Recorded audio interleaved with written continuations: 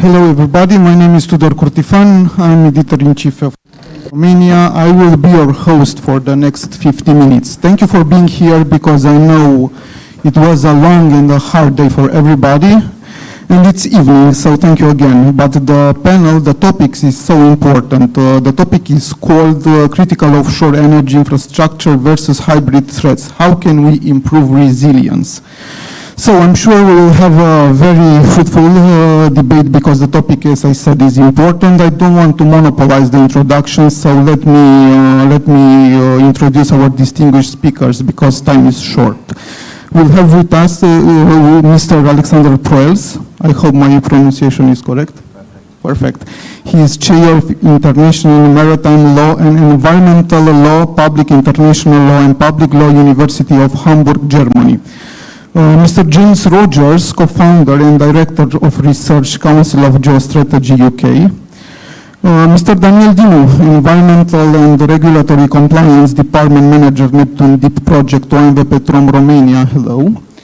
Mr. Yordan, President of Sofia Security Forum, Bulgaria. And last but not the least, Sergiu, MITRESCU, Program Director, New Strategy Center, Romania. So we'll have a presentation by each speaker, and then we will have, I think, 5 or 10 minutes for a Q&A session. At the end of the panel, our distinguished speakers will draw their conclusions. Alexander, I will give you the floor. The topic is so interesting, is very important, so I'm eager to hear your opinion and your thoughts regarding this subject. Thank you so much, and also thank you for the kind invitation to participate in this wonderful panel in the evening of what has been a superbly interesting but also a very long day. Now, I was sitting in the audience this morning in panel 3B, I believe that was, on Black Sea energy potential.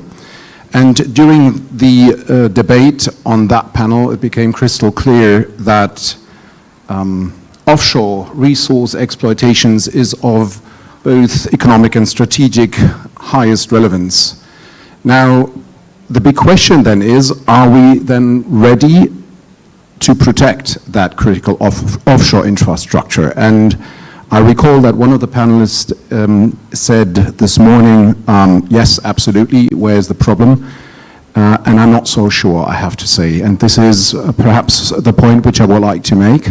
And don't worry, I'm not going to bother you with any legalese issues as being a bit of an exotic in this room, but what I will try to do is highlight the relevance of using the potential that international law offers with regard to the protection of critical offshore infrastructure. Now, I would also like to take up a word that was mentioned this morning by General BOZHILOV in the very first panel. He referred to the fact that there was zero deterrence in the hybrid space. Now, when he referred to hybrid space, obviously he was referring to cyber warfare.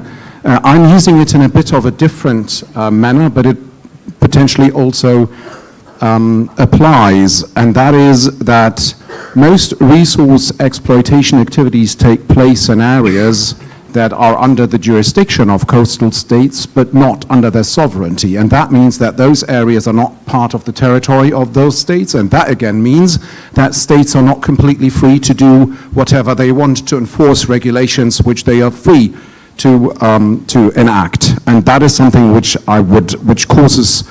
gives rise rather to certain challenges which I will very briefly touch upon in the next remaining perhaps 3 minutes. Now, my point here is that if states intend to act in line with international law, and I clearly think they have to and they should, and make a comment on that in a second, they need to be aware of the exact powers which they are authorized to use, but they also need to be aware of the legal limits established by international law. Now, I know, and this is something which indirectly popped up through over the entire day, that it is perhaps not everywhere that much en vogue to insist on the relevance of international law. And when we speak about the ocean, I'm talking mainly about the United Nations Convention for the Law of the Sea, the UNCLOS. But I would still insist that it is of utmost importance also for the states of the West. And I would go as far and say that the fact that also Western states have at times stretch the boundaries of international law have been used in order to, by other states such as Russia, to accuse the West of double standards. You can hear that, and you have heard that plenty of times, and arguably even contributed to the decline of multilateralism as we knew it. Now, what follows from all this is perhaps threefold. First, I think that we should think about and potentially develop new approaches in terms of how to react to hybrid threats at sea directed against critical offshore structure. Now, this is not my business as a legal scholar, but what follows from that second is that this requires some knowledge of what kind of instruments and mechanisms can actually be lawfully deployed in line with international law. And here is also an issue where I think cooperation can be extremely helpful. My suggestion and strong recommendation would be that NATO partners need to agree on a common understanding of both the authorities and the limits of international law in order to base their conduct on a uniform, justifiable, and methodology sound interpretation of the existing rules and principles, and it is my observation that sometimes this is still lacking. Just giving you the example of recent legal uncertainties concerning interdiction measures in the Baltic Sea directed against ships of the Black Fleet indirectly operated by Russia as well as Chinese flagged vessels, where you could see some of the states taking very robust interdiction measures, whereas others were rather cautious. Now, third, and perhaps this is the most important message which I would like to give this evening, those limits as well as powers states are allocated to by international law need to be properly implemented on the domestic legal level. I would consider this as a type of capacity building of states. And for sure, my home state, Germany, is not the only state that has been struggling with doing this in a proper way. Reactions and the attempts to enact legislation, and I should stress attempts to enact properly and adequate legislation concerning the protection of critical offshore infrastructure have just started, say, perhaps 3 years ago. And there is still big questions surrounding what regulations can be enforced where. And that is something which I think need to be urgently addressed. All this results in my plea that states must demonstrate their willingness to enforce the law that they have enacted, and they must enact in line with international law in order to really achieve the aim to protect their critical infrastructure, because it is critical, and that is something we learned in panel 3B. I'm just going to make one final remark. What makes the legal assessment particularly difficult is that different rules applies with regard to ships, with regard to platforms and installations, and with regard to pipelines and sea cables, which makes it a really complicated issue. I'm happy to provide some initial answers if you want, but I'd leave that for the Q&A. Thank you very much. Thank you so much, Alexander. I really share your opinion. Thank you so much. Sergiu, I would like to hear your presentation. Please, maybe you can share with us your thoughts regarding this topic. Thank you. I would like to use my intervention to address the topic itself. Why is the intersection of critical offshore energy infrastructure, critical maritime infrastructure in this case, and hybrid threats so daunting? For us security scholars is quite exciting, and I think we should take it step by step and first and foremost ask ourselves what makes this piece of infrastructure critical. And the first impulse and the righteous one would be to focus on its material properties. They provide energy, water, signal, and so on. But at the same time, they hold an ideational value. The Soviet dams were very important for the Soviet political project of the 1920s. The highway system of the 1950s in the US united the nation. The grand projects of the 1980s were again very important for the French self-image. So are the Danish wind farms nowadays, or the American military bases around the world, which allow the America to project power around the world. And because we are talking about the Black Sea, Neptun Deep is very important for Romania as well, because it enables us to export energy, create issue linkages, improve our geopolitical standing, and our diplomatic one. Now moving on to the second element, which is maritime. Of course, those pieces of infrastructure being situated offshore, they are situated in the maritime environment, which alongside the fact that it's big, has some very particular geographical and legal characteristics that was likely touched upon in the previous intervention. And those pieces of infrastructure, those gas platforms, for example, they epitomize many of the weaknesses that the maritime environment has, because of course they are hard to protect, and they create a high risk, high reward situation. And thirdly, the infrastructure itself. When we think about the maritime environment and we look at territorial disputes in the maritime environment, usually the end goal is infrastructure, right? So states want to control a piece of an exclusive economic zone to be able to build a gas platform and extract gas. Or China pushes the boundaries of international law in the South China Sea to control territorial waters attached to small islands, where they construct artificial islands which they use for military purposes and further asserting dominance in the South China Sea. Even freedom of navigation, if you think about it, without ports, which are pieces of infrastructure, freedom of navigation, it's a glorified form of yachting. The whole point of freedom of navigation is that we go from one port to the other and do business and transport goods and so on. So this is the first element of the equation, critical maritime infrastructure, why it is so interesting. And the second one, it's of course the hybrid threats. And again, the first impulse would be to think of hybrid threats as the victim, right? We as democratic nations are subjective with them, and we find them baffling. They have a cascading nature, cross-domain. They're hard to attribute. They push the boundaries of international law and so on. But my invitation to you tonight is to think of why hybrid threats are so tempting for a rogue state. So let's think of the hybridity dividend of a rogue state committing a hybrid act against a piece of critical maritime infrastructure. And let's say it's a gas platform. So the first impulse would be to think of the 4 billion cubic meters which will not reach the global markets if the hybrid attack on the piece of critical infrastructure is successful. And that's true.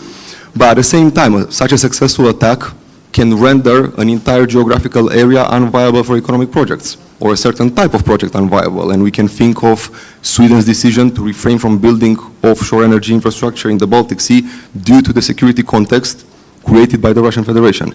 And furthermore, such attacks on critical maritime infrastructure, they are intimately intertwined with concerns of maritime security. Likely, an attack on a piece of critical infrastructure will have a direct impact on freedom of navigation, in the sense that insurance costs, for example, would go up in that respective area. And lastly, and here I conclude my presentation, is that an attack on a piece of critical maritime infrastructure in the maritime domain is so tempting because it acts as a double magnifying lens for undermining international law. And this is something that we should keep into account when trying to come up with methods to protect those pieces of infrastructure and responses afterwards, because perhaps a heated up response to such an incident can have an unintended consequence of affecting the stock market and so on. So we should think of the fact that the hybridity dividend for the rogue state attacking such a piece of infrastructure might extend beyond its material properties and the gas that it can pump in the global markets. Thank you. Thank you so much, Sergiu. It is an open debate, so if any panelists want to add something, please be free, take the mic and just do it. So I'd like to move on to James, and you have the floor. Please share with us your opinion, James. Sure, thank you very much, and thank you for the invitation to be here this evening. So the risk, the thing I would like to start off really by pointing out is that the risk to offshore infrastructure, whether it is critical or not, is not a new issue. The Victorians were concerned about their undersea telegraph cables just as they were concerned about the security of their coaling stations. Britain clamoured to claim Rockall, a tiny remote rock in the North Atlantic. It was claimed in 1955, the last territory to be claimed in the name of the British Crown. Britain was afraid that the Soviets would use the location to establish listening posts to track British naval or air movements. Then there were fears of Soviet attack on North Sea gas and oil rigs once both energy sources had been discovered in the 1970s. So the risk is long-standing, but we are having to confront it more and more since Russia decided to embrace a revisionist and imperialist strategic posture, and we have become more reliant on the sea for energy production and data transfer. Elsewhere, in other parts of the world, there have also been growing concerns of China. China has implemented something of a reign of terror in the South China Sea, particularly for the countries in the region. It's built a number of low-tide offshore bases on low-tide elevations and has attempted to claim the surrounding waters. Remember also that China and Russia are ever more aligned. We still need to ask ourselves why our adversaries believe they can attack our offshore infrastructure with impunity. Undoubtedly, part of our response is about better law, coordination between governments and between civil and state actors, as well as enhanced resilience. NATO's new Maritime Centre for the Security of Critical Undersea Infrastructure and the Critical Undersea Infrastructure Network obviously help. But we also need to go deeper and further than that. Why don't our rivals fear us, and what don't they fear? Our ability to detect them, our capability to respond, our capacity to mobilize resources. I think Russia knows we can or could do all of those things, even if our naval power has shrunk significantly since the end of the Cold War. We cannot generate the same degree of presence that we could back then, and presence is, of course, important to monitor the surrounding seas. Though it's important to point out that their naval power has declined significantly since the heyday of the Soviet fleet. What I do think is that they think we lack the will to respond to their aggression in effective ways, and who could blame them for thinking that based on some of our responses in the past? So part of the problem rests with us. For starters, let's stop calling attacks on our offshore energy infrastructure hybrid attacks. If we create a special category of threat, we signal to our enemies our unwillingness to escalate or to hold them to account. What does that achieve? It merely invites further attacks. Why should they stop if we are unwilling to escalate? Surely part of the solution depends on our starting to signal that attacks on our vital infrastructure, wherever it may be considered as at or above the threshold required for an armed response. We should create more ambiguity to deter our adversaries from thinking attacks on our critical infrastructure will be compartmentalized as a special category or even tolerated. This is where we need to start. We also need to be clear about what critical offshore energy infrastructure actually is. Is it an oil rig or a gas rig, a large undersea pipeline, a wind farm or a single turbine, an electricity cable? Perhaps it's all of those things, but what makes them genuinely critical? Is it the number of fatalities or the loss of income through distribution that their destruction might lead to? And if so, would that be 10 citizens, 100, 1,000, 10,000 or 100,000? Or would it be £1 million, euros or dollars, or 1 billion or more? I am not sure we know what is generally critical. Perhaps we should. If we don't, we will not be able to create an appropriate framework for response. Finally, we need to regenerate something of our will to power. Our adversary should be in no doubt of our determination to dominate the waters of the North Atlantic area, including all of its marginal seas, the Norwegian, the North, the Irish, the Baltic, the Mediterranean, and the Black Seas. We sometimes think of NATO in terms of defending the terrestrial eastern flank, or perhaps now the front of the alliance. That's obviously important. But it's called the North Atlantic Treaty Organization for a reason. It's about control of the North Atlantic. Lose that, and power can no longer be projected from North America and the British Isles to the European continent. So what does this mean? It means we must invest in the capabilities we need to ensure we can uphold freedom and openness in the North Atlantic and its associated seas. We must prevent their continentalization by Russia, China, and their clients. To do that, we need stronger naval and air maritime capabilities, systems of surveillance, and novel technologies. New frameworks, such as the Bastion Atlantic, likely to be in the new British Strategic Defence Review, is due for publication imminently. These will obviously help. But we need to invest far more in defence. 2.5% or even 3% of GDP is not enough. The average Britain alone spent from 1949 to 1989 was 6.4% of GDP. That's the cost of deterrence, including attacks on critical infrastructure. Thank you. Thank you so much, James. Mr. DINU, critical offshore energy infrastructure and hybrid threats are so important for Neptun Deep. Please share with us your thoughts and make your presentation. You have the floor. Thank you. Thank you. Thank you for the invitation. So we do talk a lot about Neptun Deep, and a lot of people do not really know what Neptun Deep is. So I'd like to use my time to give a short presentation, just a couple of slides. I'll run through them extremely quickly, just to understand the magnitude of the project and why it's important and so important for Romania, and then maybe address specific topics in the Q&A session. So Location-wise, Neptun Deep, it's in the far east side of the Romanian exclusive zone. It's basically a project which got its final investment decision in June of 2023. We're expecting to produce gas in 2027. The estimated volumes are around 100 billion cubic meters. And the investment, besides the 1.5 billion that we've invested so far in the exploration phase, for the development phase, we still need to invest up to 4 billion euros. Our journey, as some of you might know, started with ExxonMobil in 2008. There were a very, very large seismic campaign that covered the entire block with 2 exploration campaigns.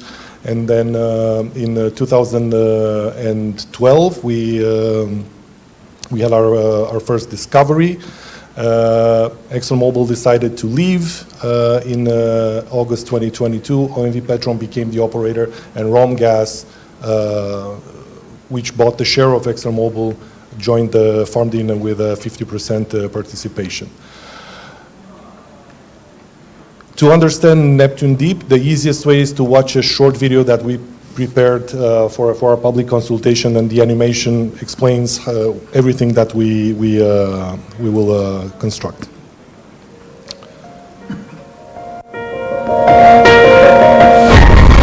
The Black Sea of Romania. Off this coastline is a natural resource that, in a few years' time, will deliver new, cleaner energy.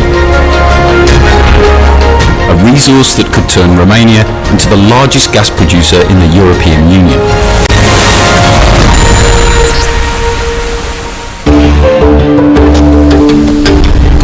The first deep water discovery in the Black Sea was made in 2012. The Domino 1 gas field is 170 kilometers offshore and in water 1 kilometer deep. Further exploration identified another field called Pelican South. 1 kilometer beneath the surface. The pressure is 100 kilos per square centimeter. So the latest technology will be used to install the subsea equipment.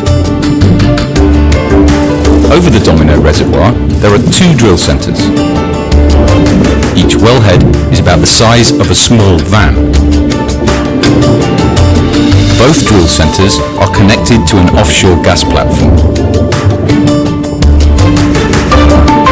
The Pelican South reservoir has 1 drill center, which is closer to the platform. The offshore gas handling platform will be taller than 6 infinity columns stacked on top of one another. The platform is unstaffed and generates its own power, making it safer and reducing the project's environmental footprint.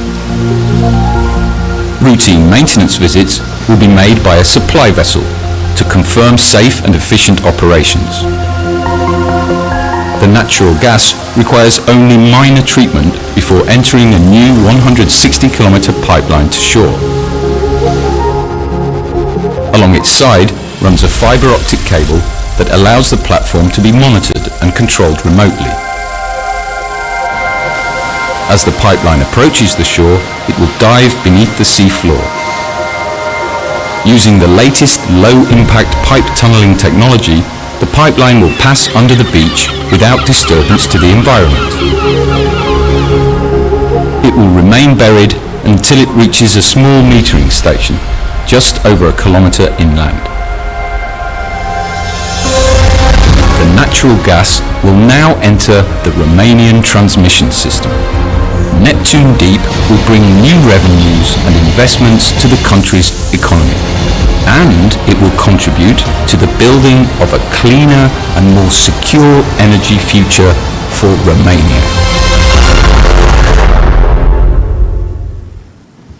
Right, so Neptun Deep, it truly is a global project. And the point of this slide is to basically show you what Neptun Deep means in terms of operations and constructing it, right? So we're fabricating the topsides in Indonesia, India and Greece. It's pipeline fabrication. Engineering and jacket fabrication happens in Italy. We'll have a dedicated field support vessels which is being built in Poland and Norway.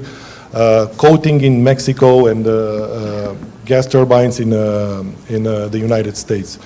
So a lot of things are happening all over the world for the Neptune Deep project. We are building this, the construction is ongoing as we speak. Last year we've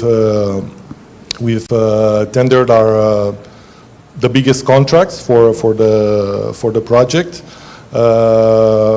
EPC1, which is basically the contractor that builds everything offshore, procures the materials and installs all the platform and the pipeline, and obviously Transocean and Halliburton for drilling and drilling-related services. These are billion-dollar contracts. We are now under drilling. And we will finalize it at the end of 2026. The jacket will be installed and the topsides will be installed, the platform basically will be installed also next year. And like I said in the beginning, production starts in 2027. In the next 6 months, in terms of operations ongoing, it's drilling at the Pelican South Reservoir, which is the first one we started with. And there's also work happening onshore for the natural gas metering station and the micro tunnel.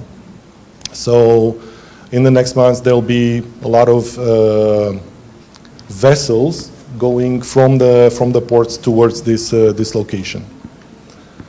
So obviously Neptune Deep, it's a very big project for Romania in terms of revenues. It's very big for our country, and it's big for the region because it will not be just Romania that will benefit from this gas.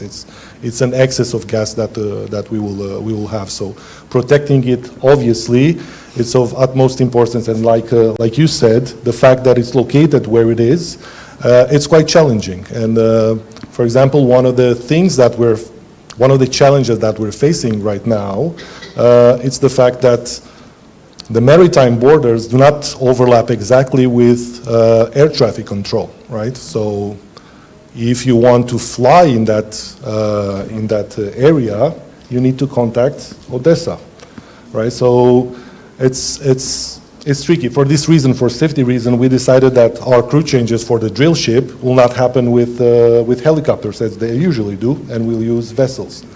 But then this throws you into another problem, like in a case of an emergency, medical emergency situation, how do you evacuate people off the rig, right? Because it's challenging or it's unsafe, or preferable not to inform the Russians that you're going there with your helicopters and so on. So all sorts of challenges, like you said, location-wise, it comes with challenges, and then on top of that, the critical infrastructure part that we can talk more in the Q&A. Thank you. Thank you so much. Indeed, it's a huge project, and as you said, it's important not only for Romania and the for region, but it's connected worldwide, as you show us. Thank you so much. I will pass the floor to Mr. BOZHILOV for his presentation. Thank you. Yeah, thank you very much.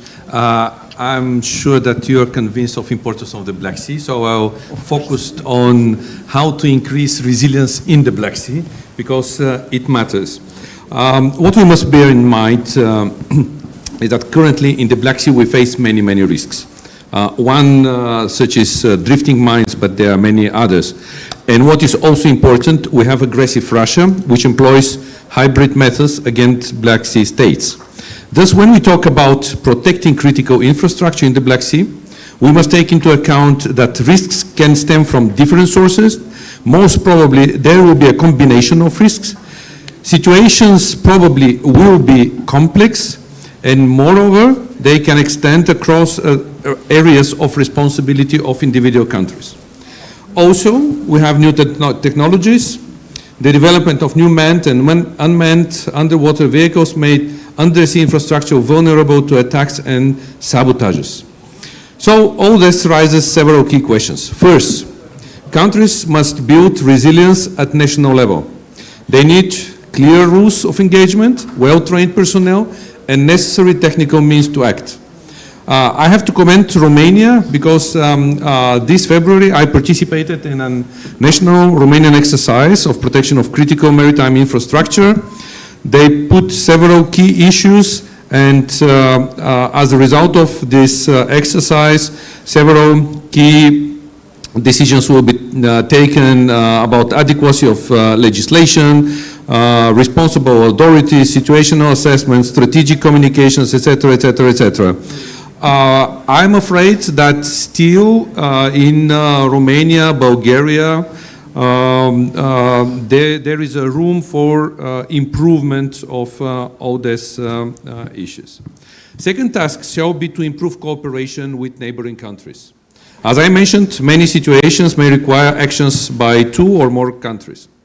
Consequences can spread across several states, and also an affected country may request assistance from neighbors, as it was explained before.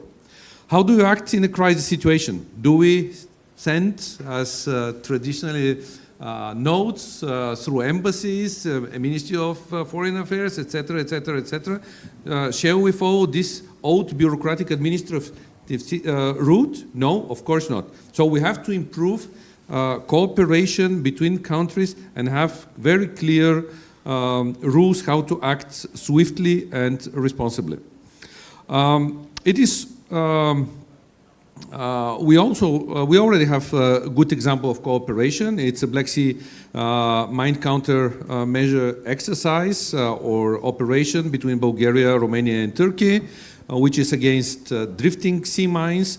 But this should be extended towards protection of critical infrastructure and addressing other threats.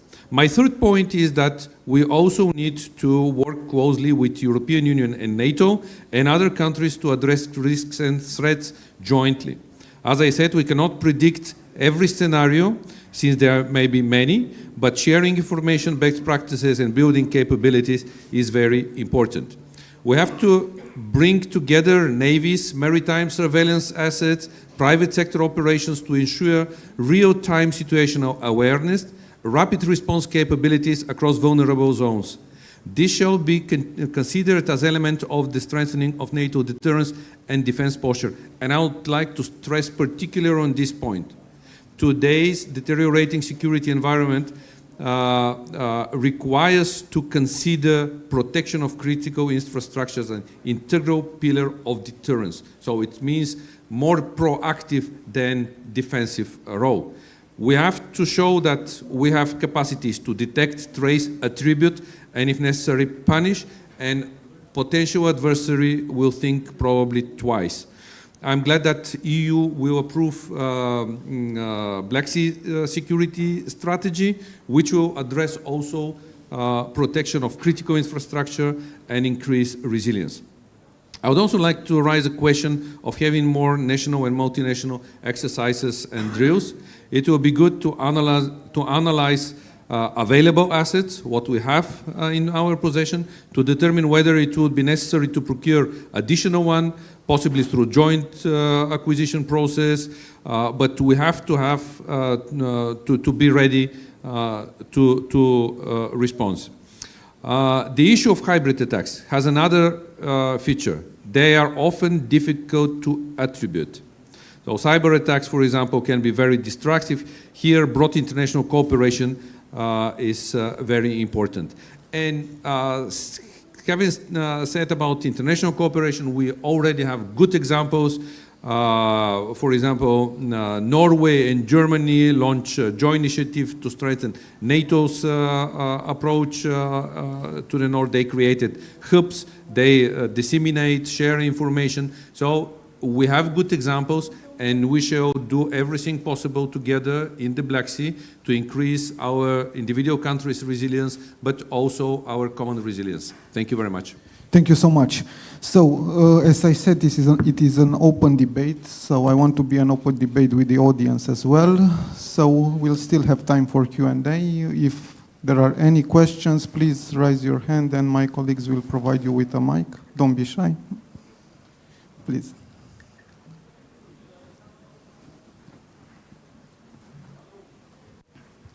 Yes.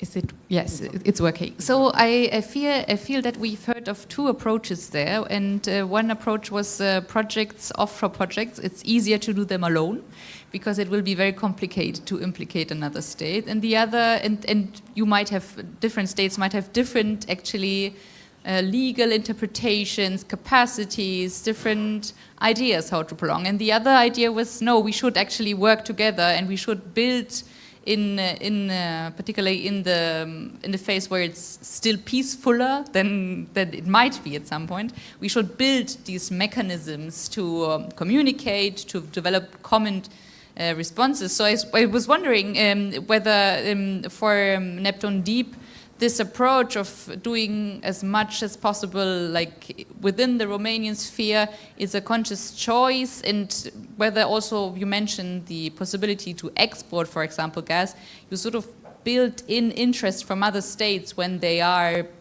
for example, the states that will buy the gas at some point. Right, so in terms of what a private company can do, I mean, there's that much that you can do, right? So you can include safety and security aspects in the way you design your platform and your pipeline.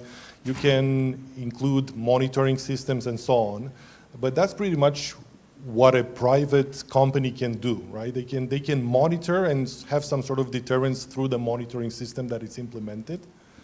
But then at the end of the day, if things go south, you look at the military to intervene. You look at the state to intervene, right? There's no way around it. You cannot expect a private company to fight another country.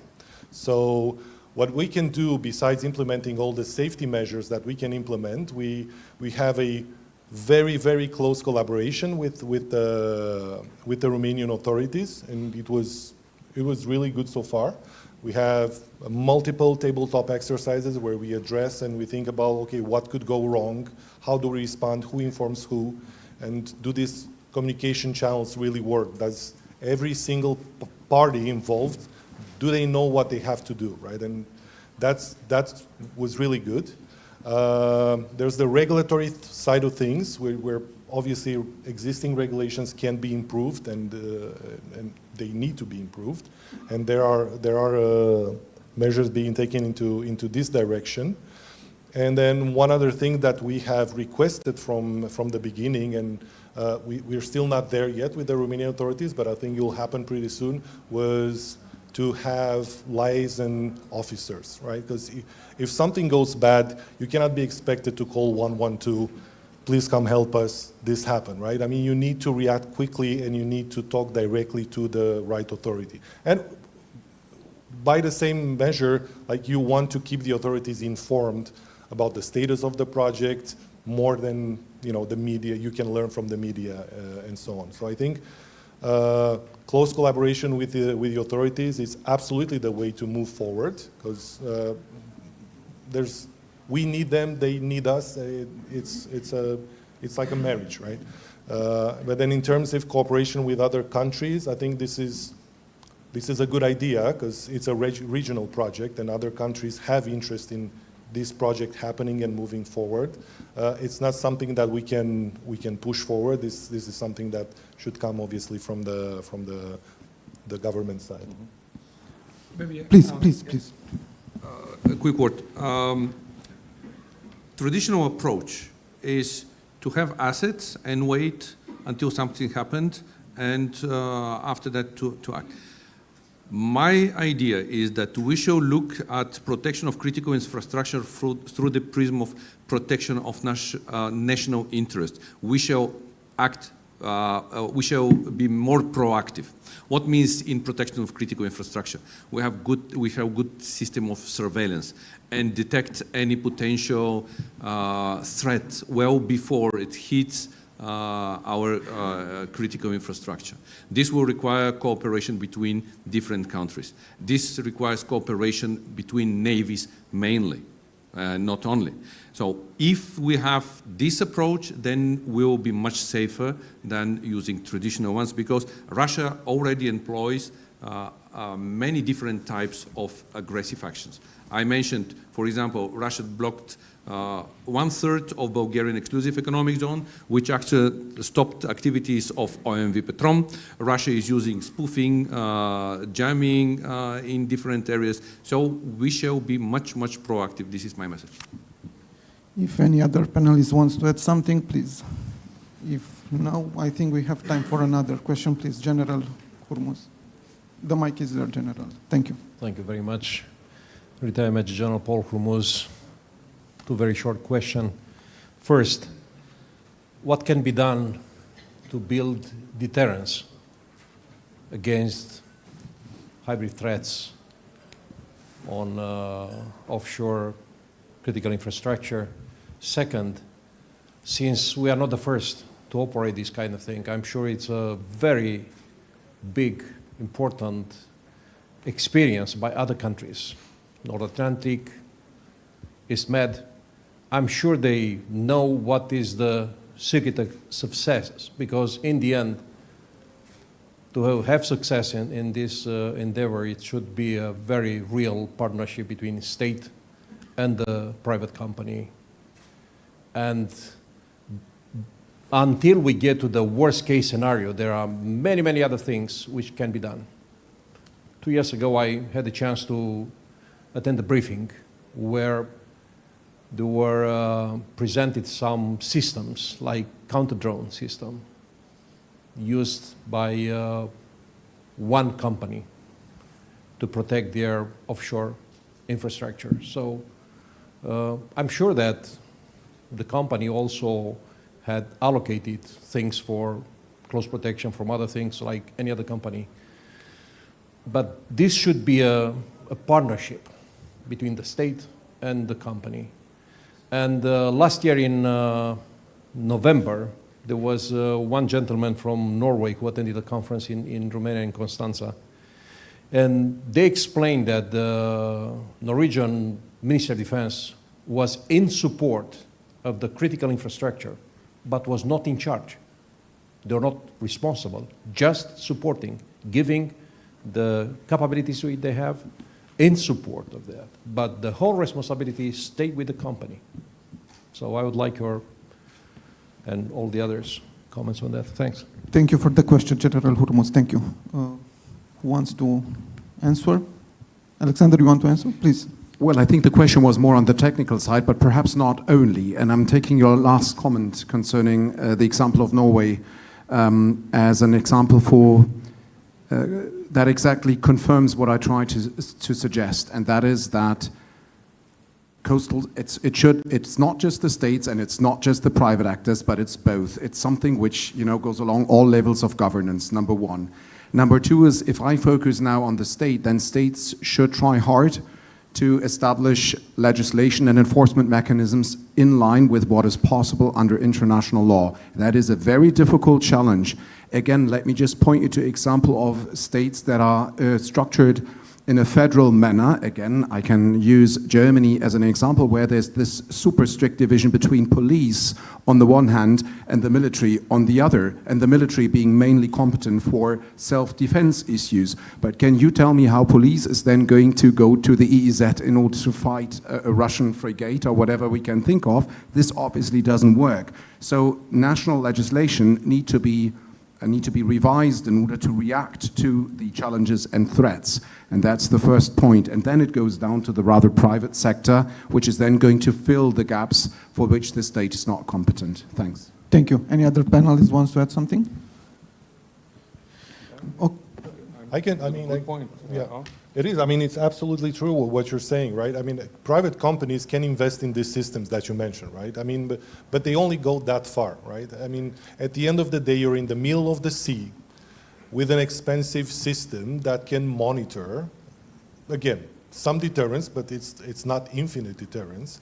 And at the end of the day, you're like a shopkeeper who has a great monitoring system and can look on the TV how somebody is looting their shop. Right? You get the images, doesn't help you that much. At one point, someone else needs to intervene that has greater power than you do as a private investor. But I think you are totally right. I think collaborating with the military, where they can they can advise what type of systems you could implement to nail it even better, it should be done. Yeah, and this collaboration it's of utmost importance. Thank you so much. Thank you so much for your attention. And I know everyone wants to rush to the cocktail, but don't forget we will have a night owl session at 8:30. Thank you so much. Thank you.